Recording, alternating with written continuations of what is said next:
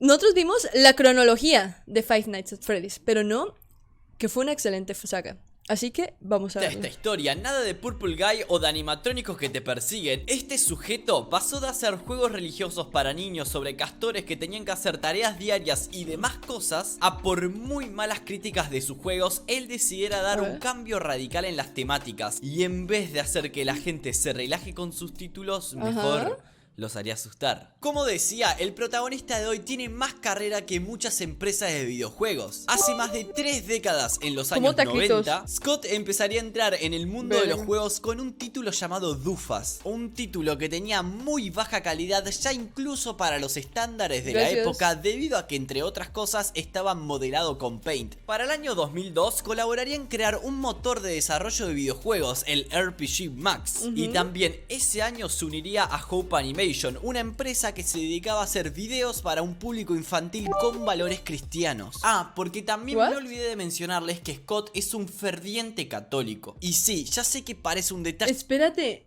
Hot es el de... es el que creó Five Nights. Wow. Son de cierto.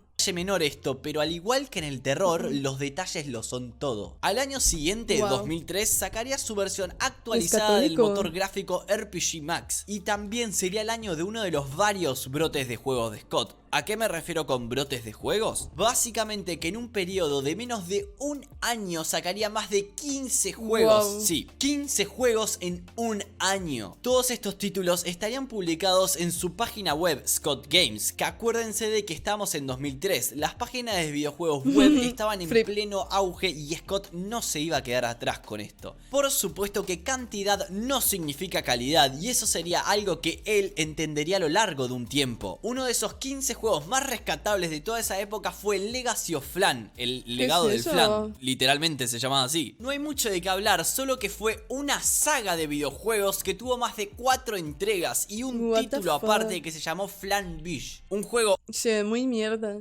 online que era una especie de Club Penguin, pero en vez de tener pingüinos como todos conocíamos, ahora tenías flanes. Más allá de eso, Cawthon era un fanático de los juegos de Nintendo, y unos años más tarde, en 2005, hizo un fanmade que juntaba Metroid con Mario Bros. Y lo llamó Metroid Ripple Worlds, un juego plataforma en donde hay que destacar una cosa: si bien Scott lanzaba muchos juegos en un año, estos juegos tenían una muy corta duración, entre 5 minutos a 1 hora, y es por eso que se podía dar el lujo de tener semejante colección de títulos, porque en vez de sacar un juego por año de una temática específica, anunciaba varios juegos de temáticas diferentes que no tenían nada que ver y duraban poco tiempo. Como sea, el hecho es que hasta ese momento Scott no era prácticamente nadie en la industria de los videojuegos, y pasarían muchos años hasta que un juego de su autoría llega a buen puerto. Por supuesto que siguió con la estrategia de lanzar muchos títulos en menos de un año, ya que desde 2005 hasta 2011 sacaría más de 13 títulos, y en donde lo más destacado de sus juegos en esta época fue uno llamado Ifermu. Y lo nombro solamente porque quiero mostrarles esta curiosidad, y es que este personaje de acá se parece a Thanos con su armadura y todo, solamente que este juego es del 2007 y Marvel ni siquiera había sacado la primera película de Hulk a esas alturas.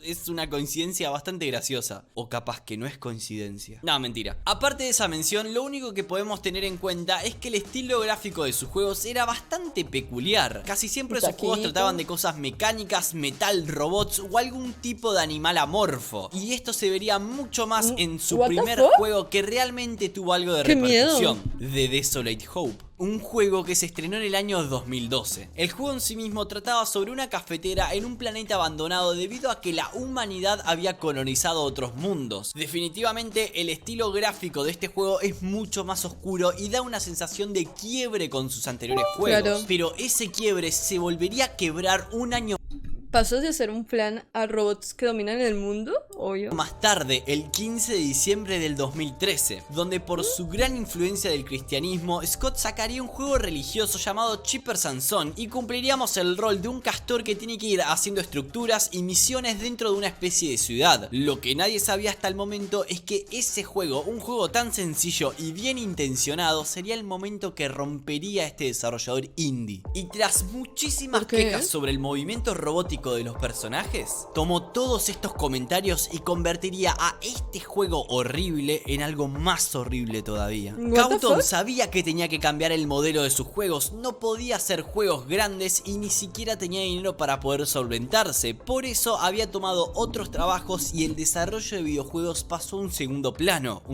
Verga. que no estaba inactivo. Debido a la situación económica que tenía, tuvo que limitarse en el desarrollo del siguiente juego que estaba haciendo y utilizaría un motor llamado Clickpoint 2.5, un motor ¿Qué es eso? muy simple, y de eso se trataría el juego, de ser un juego simple. Five Nights at Freddy 1 fue No te lanzado creo. un 8 de agosto del 2014, pleno auge de juegos ¿Lo hizo móviles. con esa mierda de Paint? Y por esa justa razón no tardaría en hacer el port para Wow. celulares el 27 de Wow. agosto de ese mismo año. Scott sabía lo que iba al juego, no era un juego que pretendía hacer mucho, es más, incluso él mismo admitía que este juego estaba pensado para hacer algo rápido y no como otros de sus anteriores juegos donde tenían muchos más recursos e historia. Recordemos que hasta ese entonces los juegos de terror te forzaban a escapar de una criatura o un ente. Juegos como Slenderman qué estrenándose mierda. un 26 de junio del 2012, mierda, Amnesia Slenderman. saliendo a la oscuridad un 8 de Nunca lo septiembre jugué. del 2010 o incluso Outlast eran Mierda. clásicos de ese entonces. En estos juegos o la mayoría de estos títulos de terror entre esos años te forzaban a buscar algo. Tenías que salir sí o sí de tu zona Qué de mierda. confort porque si no te atrapaban y la atención justamente estaba en eso. En la curiosidad ¿Qué de pasó, uno bonito? mismo en ir colocando todas las piezas de tu propio rompecabezas histórico para saber quién eras o intentar agarrar todas las páginas en el medio de un bosque con una criatura persiguiéndote muchísimo más poderosa Verga, que qué vos, miedo. y eso era simplemente hermoso. Por supuesto que los juegos de terror se basan en una simetría. Por un lado, un personaje con una fuerte curiosidad y en peligro constante que la mayoría de las veces no tiene con qué defenderse más que llevar Ver, yo una linterna odiaba el Slender de noche. Lo que se agota la detestaba. batería o algún que otro instrumento con tiempo limitado, y al otro lado uno o varios antagonistas que vienen casi siempre teniendo alguna habilidad inhumana o que tiene mucha ventaja frente al personaje principal. Scott jamás había hecho un juego de terror y es por eso que el novato daría clases de cómo crear una atmósfera de tensión sin siquiera moverte de tu lugar. Y si en vez de escapar mejor incapacitas a tus enemigos, Ver. de esto se trata el juego, de reducir posibilidades, dejar fuera de tu alcance a los robots que te quieren matar. Se trata de tener la También suficiente jugué Slendy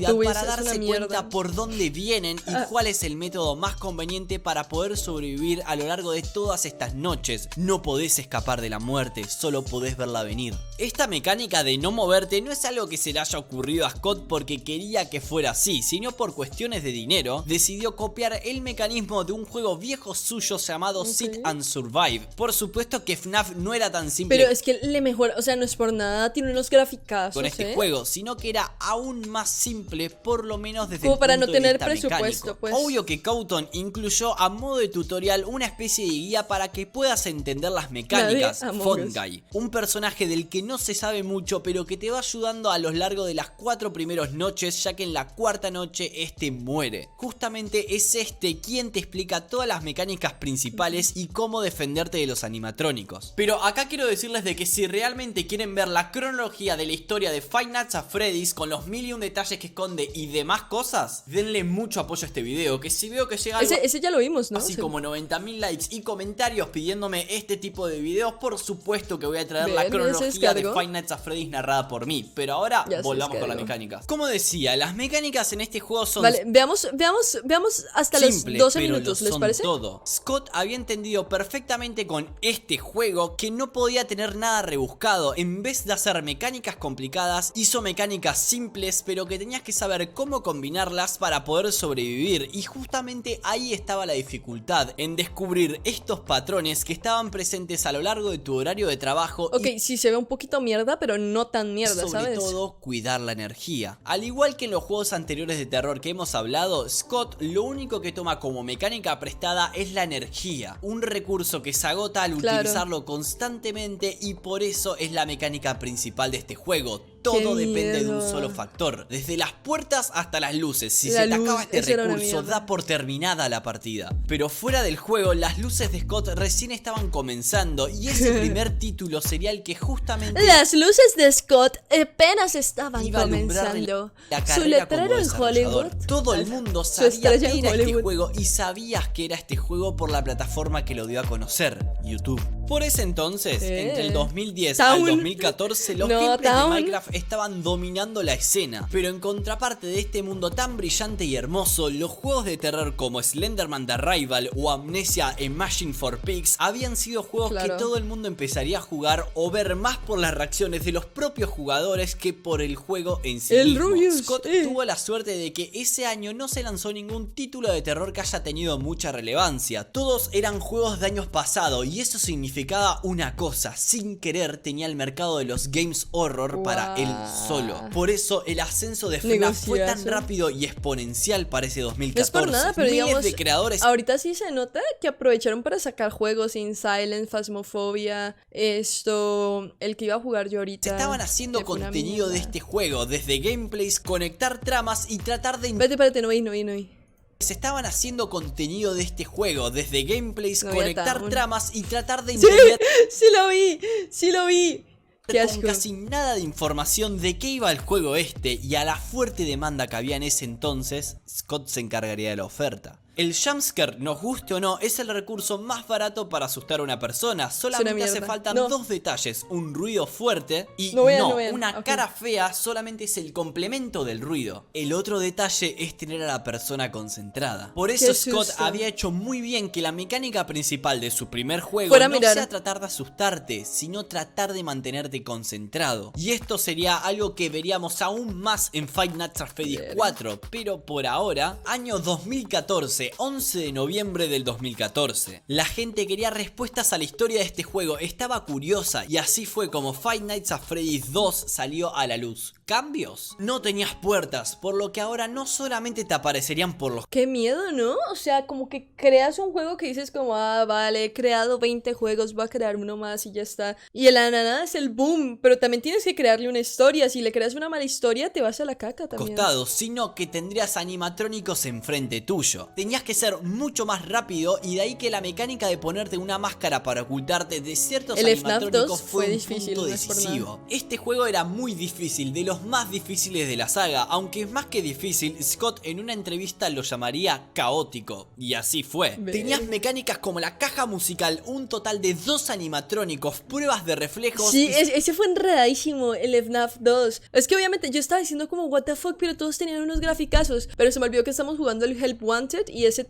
tiene todos los de Five Nights at Freddy's, pero son remake. Sobre todo la concentración que tenías que tener era cada vez mayor. Era un juego frenético donde siempre, irónicamente, sin moverte, tenías que estar de un lado para el otro todo el tiempo. Vale aclarar que FNAF 2 no fue una gran revolución como sí lo fue Five Nights at Freddy's. El 2 profundizaba con una historia inentendible, y a ese punto es donde Scott más debía dirigirse. Tenía que dar una historia, porque si no su juego era un simple simulador. Me da risa que siempre ponen la cara de él, el man debe ser como ella. De screamers, por eso su segundo juego hizo muy bien en darle una correlación, ya que tendría que estar ubicado antes de los sucesos del 1, simplemente porque Vale, Fungi estaba vivo y la comunidad... Vale, 12 minutos lo hicimos. Sí, el Inside se me había olvidado.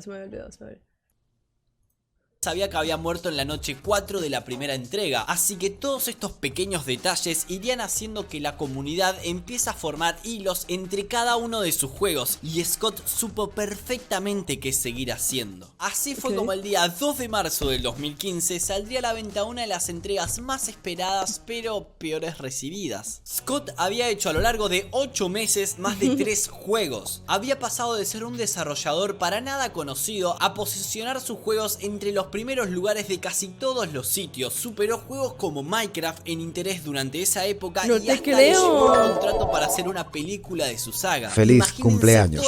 Oye, qué crack, no sabía que superó Minecraft. La presión que tuvo que soportar una sola persona, no un equipo o una empresa. Y justamente todo eso hizo que Scott se abrumara, pero también por otro lado la comunidad tenía algo de razón, ya que la mecánica estaba notándose muy repetitiva, y si bien la atracción principal de este juego era saber por qué que nada más había un solo animatrónico y qué había pasado con los anteriores. Después de haber jugado a los otros títulos se notaba un poco sobreexplotado los mecanismos que traía, porque quieran o no, FNAF es una serie sobreexplotada. Que sea sobreexplotado no significa que sean malos juegos, sino que significa utilizar un momento donde todos estaban hablando del juego para sacar muchísimos... Chicos, stop. Les quiero dedicar a FNAF, ¿ok? Creo que nunca nadie ha hecho algo tan romántico. Pues, así soy yo soy una chica romántica, ¿ok?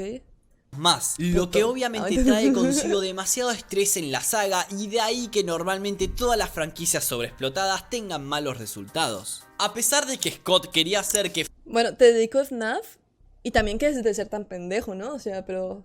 Five Nights at Freddy's 3 sea su último juego, las cosas fueron bastante diferentes. Porque en el afán de darle más historia a la gente en general, los creadores de contenido y sobre todo para seguir escribiendo su juego, sacó Five Nights at Freddy's 4, el juego donde todo cambia. Y quiero remarcar especialmente lo de escribir su juego, porque un par de meses antes de la salida de FNAF 4, el 17 de septiembre del 2014, Five Nights at Freddy's tenía su primera novela, The Silver Eyes, y en donde Scott contaba sucesos en paralelo a las cosas mientras pasaban dentro del juego, por lo que los 3 libros que tiene esta franquicia, según él, son canónicos. Para el día 23 de julio del 2015, significado de canónicos, creo que es en secuencia o algo así, ¿no? todos los ojos estaban puestos sobre su nuevo título. A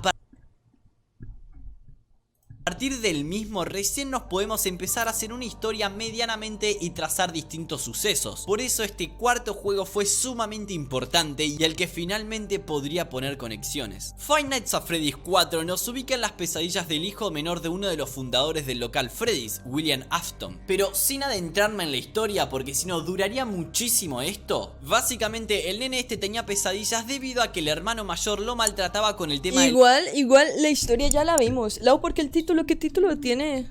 Los animatrónicos, y entre tantas cosas, el día de su cumpleaños, el hermano mayor lo lleva a las pizzerías de su padre y sí, el nene muere. Pero volviendo al juego, dentro del mismo las mecánicas cambian completamente. Scott supo cómo reinventar su franquicia y dar un nuevo tipo de terror que jamás había experimentado en sus juegos. Este juego sí era de terror. Este juego transcurre en las pesadillas de un nene, con todo lo que eso significa en sobredimensionar cosas y el trasfondo psicológico que este tiene con los robots. Es por eso que pasamos de tener este tipo de animaciones a este otro tipo de sustos. El cambio de ser un guardia de seguridad a solamente un niño indefenso es muy notable, pero lo más notable es que pasamos de solamente mirar lo que sucedía a movernos dentro de un sector limitado. Este cambio en las mecánicas añadiría algo muy importante, y es que aparte de que Scott se había dado cuenta de que sus 3 anteriores juegos se veían viejos, decidió cambiar el motor gráfico. Este no lo he jugado, este es el de la casa de Harry o alguna cosa así, ¿no? Haciendo que esta cuarta entrega se hiciera bajo el motor Multimedia Function. Ya no estaban ni las cámaras, ni las puertas, ni nada. Solo un nene y su linterna, pero también la capacidad de oír. ¿Y qué pasa cuando uno de los requisitos del Ok, estoy un poquito prenda. juego es que escuches muy bien la respiración que se ubica del otro lado de la puerta? Indirectamente el juego te está pidiendo que subas el volumen, lo cual produce en la persona dos cosas. 1. La capacidad de escuchar mejor, pero el estrés es mayor porque ya dijimos que los jumpscares funcionan a base del sonido. Y la segunda cosa que produce es que al aumentar ese grado de estrés te concentras más para no fallar, pero si fallás, el susto es mayor. Este juego desde el punto de vista del terror es fascinante. Scott, sin saberlo, se había convertido en todo un genio de este género, y si bien en portales de videojuegos Brutal, o sea, si superó Minecraft, Dios santo, yo le rezo. este FNAF 4 no tenía una buena nota, la cuarta entrega se iría apreciando más con el correr del tiempo, tanto para los jugadores casuales de esta saga como para los fans, y esto es normal, debido a que en su momento la saga estaba sobreexplotada. Por eso no es de extrañarse si hoy ciertos juegos de esta franquicia que no nos gustaron en su momento, hoy los miramos desde otro lado, porque la sobreexplotación nos afecta a todos, en especial a Scott. Él estaba estaba sumamente agotado con respecto a su franquicia, y es acá cuando entra la parte de la comparación con Minecraft que había dicho en el anterior video. Notch, en su momento, cuando la situación de Minecraft con Mojang lo superó a sí mismo, decidió correrse de lado y vender su empresa a Microsoft, como ya habíamos visto. Esto para proteger tanto su salud como para el juego y no estar estresado porque no quería ser el presidente de una gran compañía. En cambio, Scott hizo todo lo contrario. Si bien no se sabe si le han hecho una propuesta para comprar su juego, lo más lógico en esta época para Five Nights at Freddy's es que debió dejar de fabricar juegos. Hacía un año que venía de título en título y esto lo estaba consumiendo a su creador. Por eso lo que siguió después fue un balde de agua para los fans. El 21 de enero del 2016, Scott sacó su juego más raro de la franquicia, Five Nights at Freddy's World. Un juego que si no hubiera sido porque tenía el título Five Nights at Freddy's, podía haber empezado siendo otra franquicia de juego de este desarrollador, pero el error fue justamente ese, utilizar el nombre de una franquicia de juegos de terror o de horror para utilizarlo en un juego RPG. Y debido qué estúpido. A todo lo sucedido con este juego, por primera vez se tomaría un tiempo, ya que el escuchar a la comunidad, si bien es bueno, los más fans de ese entonces, o mejor dicho, el extremismo, quería se ve muy mierda que Scott haga lo que ellos querían, y una persona que estaba con ese nivel de estrés como lo tenía este desarrollador tenía que parar. Es por eso que desde enero del 2016 a septiembre de ese mismo año, Five Nights at Freddy's no sacó ningún juego, pero en octubre las cosas cambiarían con FNAF 5 Sister Location. Cambio de fórmula, por eso es importante darse un descanso. Si bien Scott había vuelto a usar el mismo motor gráfico de los primeros FNAF, este título volvió a cambiar muchísimos aspectos, como por ejemplo que podías recorrer libremente el edificio que estabas vigilando, Circus Baby Pizza World. Con este juego, Scott les estaba hablando directamente a dos clases de personas: a los psicóticos que nada más juegan este juego por su dificultad, pero sobre todo a los fans. Traía más información sobre los distintos acontecimientos del pasado y también easter eggs que estaban ahí para decirte algo. Si bien ya para este juego Five Nights at Freddy's había perdido una gran base de jugadores porque la época de explosión viral había sido entre 2014 y 2015, durante esta época, finales del 2016 hasta hoy en día, iba a empezar una nueva etapa.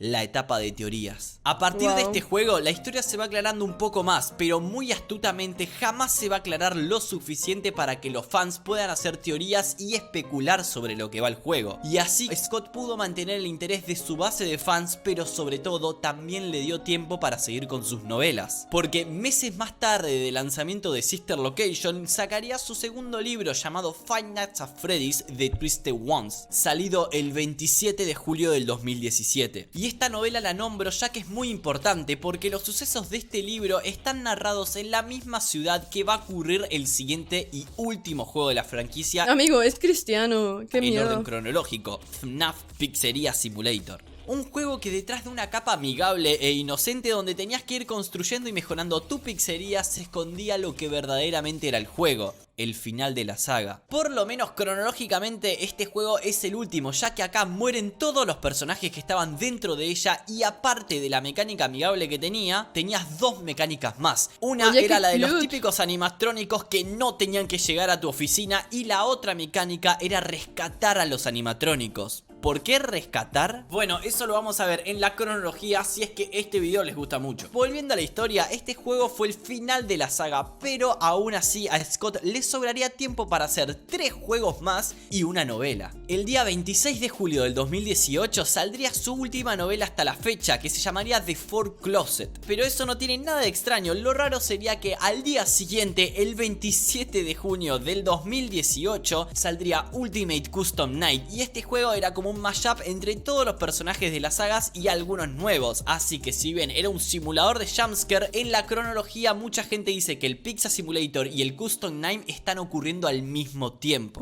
Luego de un par de meses de descanso, la saga que ya hasta ese momento había perdido ese es el que yo tengo, interés, en 2019 saca su primer juego VR. Acá es donde Scott se da el lujo de poder hacer un juego de realidad virtual y la tensión es muchísimo mayor. Les dedico el juego. Ya no solamente estabas viendo una pantalla, pantalla, sino que tenías animatrónicos pegados a tus ojos. Ajá. Como sea, lo único que agrega es nada más eso, la novedad del VR como mecánica, y también nos cuenta un poco lo que sucedió después del Pizza Simulator. Y se ve que Scott ese año quería innovar con la saga, y más allá de llegar tarde a lo que fue Pokémon GO y su sistema de realidad aumentada, el 28 de noviembre sacaría el último juego hasta ese momento de la ese no franquicia, lo he Five jugado. Nights at Freddy's Special Delivery, un juego que, como dije, utiliza esta tecnología para simular que hay animatrónicos What the fuck? en el lugar que estás viendo, ideal para después irte a dormir. Si bien estos dos juegos tienen una No te creo, me lo voy a descargar y lo voy a jugar luego, en serio, se los juro.